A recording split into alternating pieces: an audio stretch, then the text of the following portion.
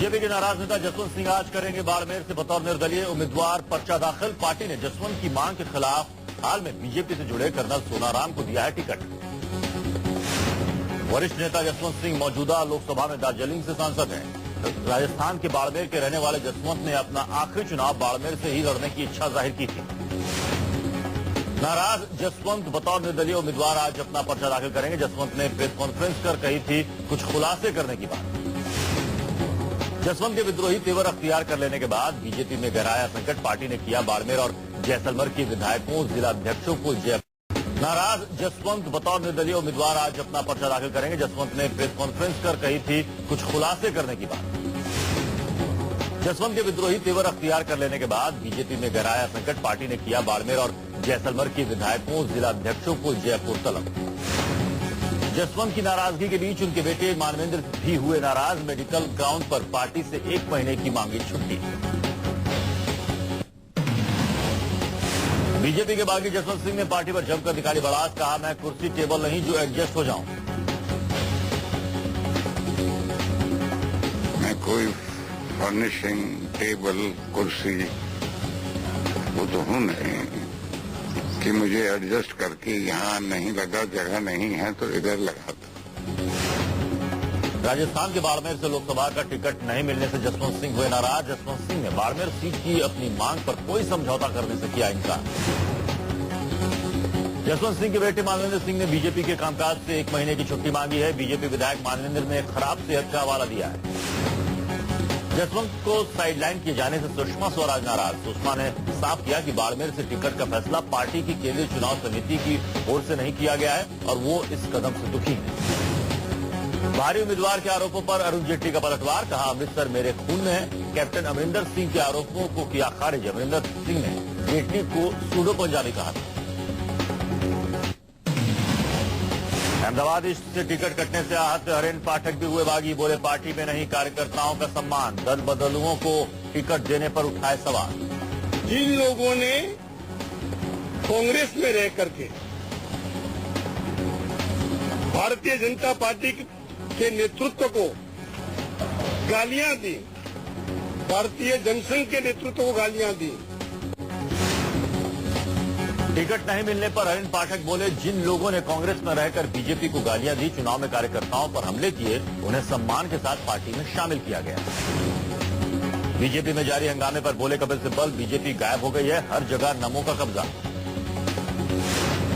बिहार के बक्सर से लोकसभा का टिकट नहीं मिलने पर बीजेपी नेता लालमुनि चौबे हुए बागी। अश्विनी चौबे ने लालमुनि से की मुलाकात। अश्विनी खुद चाहते थे लोकसभा टिकट, पासवान का किया था विरोध।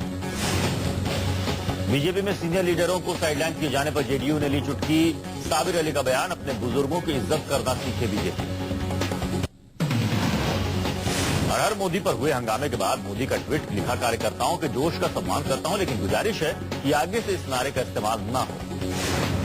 बीजेपी के नारे हर हर मोदी पर और बड़ा विवाद। द्वारकापीठ के शंकराचार्य स्वरूपानंद ने संघ प्रमुख मोहन भागवत से मुलाकात की। कहा ना हो व्यक्ति पूजा। हर हर मोदी नारे पर स्वरूपानंद आग बबूला। कहा बीजेपी गोलवलकर को भूली, नारा तो हर हर महादेव का होता है, क्या भगवान शिव की जगह मोदी की फोटो लगेगी। हर हर मोदी के नारे पर बोले सुशील कुमार शिंदे। कहा इसके नारों का इस्तेमाल सही नहीं। बिहार में जेडीयू को एक और झटका। सुपौल के सांसद कृष्ण मोहन कुमार बीजेपी में शामिल।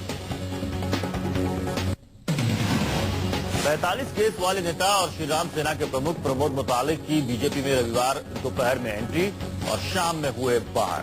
बीजेपी में शामिल होने के कुछ घंटे के बाद ही बाहर का रास्ता दिखाया गया। प्रमोद मुतालिक ने पूर्व सीएम जगदीश शेट्टर और बीजेपी के प्रदेश अध्यक्ष प्रहलाद जोशी की मौजूदगी में बीजेपी की सदस्यता ली थी। 2009 में मैंगलोर में पब में करवाया था हमला। श्रीराम सेना के प्रमुख प्रमोद मुतालिक के कमल थामने पर मच गया था विवाद। गोवा के सीएम पर्रिकर अड़ गए थे कि उनको नहीं करना चाहिए और उनको उनकी मेंबरशिप रद्द करनी चाहिए। मैंने एक सेंट्रल लीडरशिप से कहा है कि उनको भारतीय जनता पार्टी में नहीं लेना चाहिए, उनकी मेंबरशिप रद्द करनी चाहिए। मुतालिक के नमो नमो कहने पर आप लीडर आशुतोष का ट्वीट लिखा। मुतालिक को पार्टी में शामिल कर बीजेपी ने साबित कर दिया है कि वो महिलाओं की इज्जत करना नहीं जानती। प्रमोद मुतालिक के बीजेपी में शामिल होने पर सामाजिक संगठन भड़के। कांग्रेस ने उठाया सवाल। सामाजिक संगठनों ने बीजेपी पर बोला हमला। आपको लगा बड़ा झटका, अपने हुए बेगाने। गुड़गांव की कार्यकारिणी समिति के 11 पदाधिकारियों और 250 कार्यकर्ताओं ने सौंपा केजरीवाल को इस्तीफा। इस्तीफा देने वाले कार्यकर्ताओं का आरोप, अपने मूल सिद्धांतों से भटकी पार्टी की पूरी ताकत चंद लोगों के हाथों की मुट्ठी में है। गुड़गांव में आप उम्मीदवार योगेंद्र यादव की जनसभा में पहुंचे थे अरविंद केजरीवाल। नाराज कार्यकर्ताओं ने केजरीवाल को ही सौंपा इस्तीफा। इस्तीफा देने वालों में पार्टी पदाधिकारियों से लेकर भारी संख्या में कार्यकर्ता और फाउंडर मेंबर्स तक शामिल। आपका साथ छोड़ चुके पार्टी सदस्यों का दावा, अब आप ही के खिलाफ खोलेंगे मोर्चा। जनता को कराएंगे पार्टी की कारगुजारियों से वाकिफ। सरेआम कांग्रेस विधायक गजराज सिंह ने की अभिनेत्री नगमा से बदसलूकी। पुलिस और समर्थकों की भीड़ के बीच नगमा के सिर को अपनी ओर खींचते हुए कैमरे में कैद हुए गजराज। विधायक गजराज की बदसलूकी से असहज हुई नगमा अपनी ओर बढ़ते विधायक के हाथ को झटका, बिना प्रचार किए ही वापस लौटे। सरेआम कैमरे में कैद हुई विधायक महोदय की कारस्तानी को नगमा ने नहीं दिया तूल, किया छेड़छाड़ की घटना से इनकार। कांग्रेस की तरफ से मेरठ की उम्मीदवार है अभिनेत्री नगमा। अपना नामांकन दाखिल करने पहुंची थी कांग्रेस उम्मीदवार। अपनी कारस्तानी का हाल बयां करती तस्वीरों की गवाही से भी विधायक गजराज ने झाड़ा पल्ला, कहा लगाए जा रहे हैं आरोप बेबुनियाद हैं। एमपी के चुनाव में वोटिंग के लिए पहुंचा मुलायम सिंह यादव का परिवार। पत्रकार ने मोदी पर पूछा सवाल तो समाजवादी पार्टी सुप्रीमो मुलायम हुए सख्त, पत्रकार पर ही दागा सवाल। क्या मतलब यहाँ औचित्य तो उसके नाम पूछे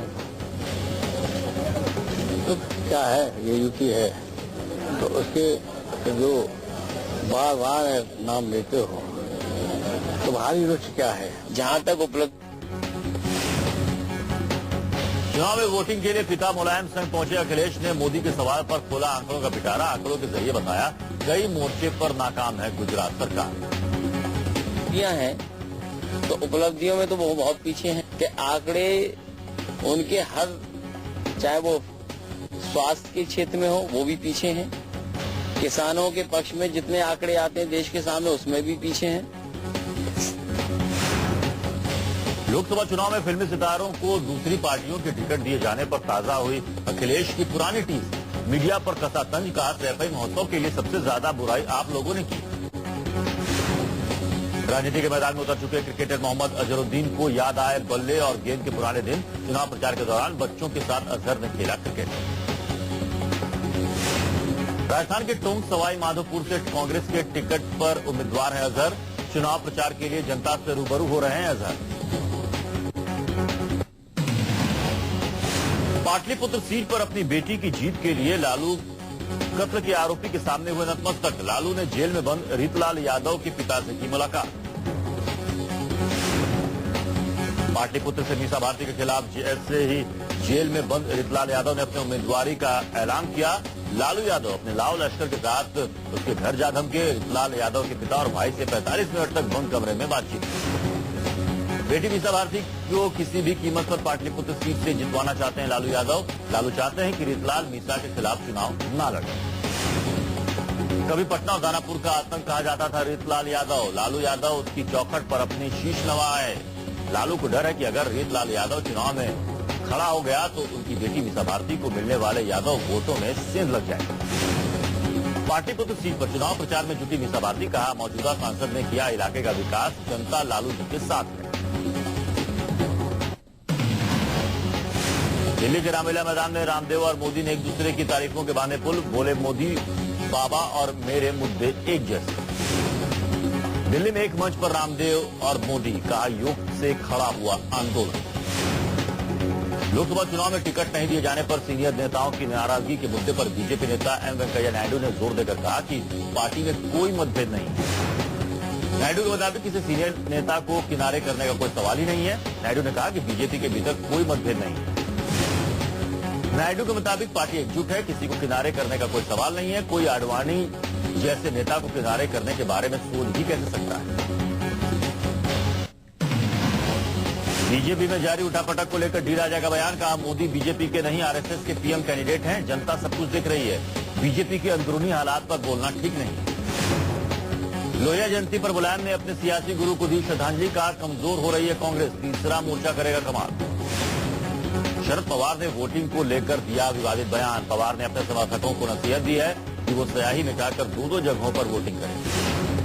लोकसभा चुनाव की तैयारियों में जुटे शरद पवार ने नवी मुंबई में एक सभा में समर्थकों को बोगस वोटिंग की नसीहत की। कहा, पहले सतारा में वोट देना, फिर स्याही मिटाकर मुंबई में वोट डालना। तमिलनाडु में नए सियासी समीकरण के संकेत। वाइको ने अलागिरी से की मुलाकात। करुणानिधि ने डीएमके से अलागिरी को बाहर निकाल दिया। चुनाव प्रचार में जुटी जयललिता। कुद्दलोर में पार्टी के लिए किया चुनाव प्रचार। एआईएडीएमके वर्करों को दिल्ली की गद्दी के लिए ज्यादा मेहनत की दी नसीहत।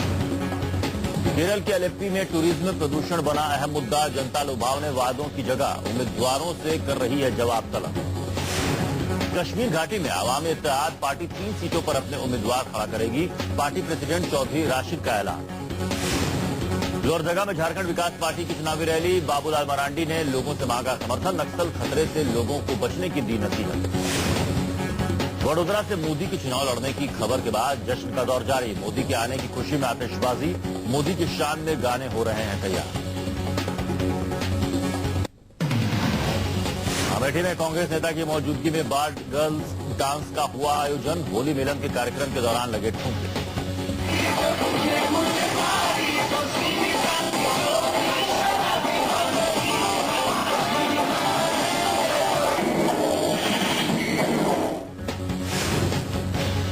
कांग्रेस के स्थानीय नेता मुन्ना सिंह त्रिसुंदी ने के कार्यक्रम में मौजूद विधायक ने किया कार्यक्रम से किनारा। कहा, पार्टी का कोई लेना देना नहीं। कांग्रेस नेता का कहना है कि उन्होंने इस कार्यक्रम में किसी को नहीं बुलाया था और न ही इस कार्यक्रम से उनका कोई लेना देना था। के बाद ये रंगारंग कार्यक्रम है और ये होली है, बुरा न मानो, होली है।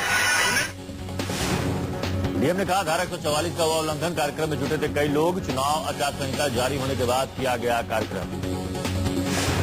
अमेठी से आपके उम्मीदवार कुमार विश्वास ने भी कांग्रेस पर साधा निशाना। कहा, दूसरे लोगों के कार्यक्रम में गाए जाते हैं भक्ति गीत, लेकिन कांग्रेस के कार्यक्रम में चलता है बार डांस।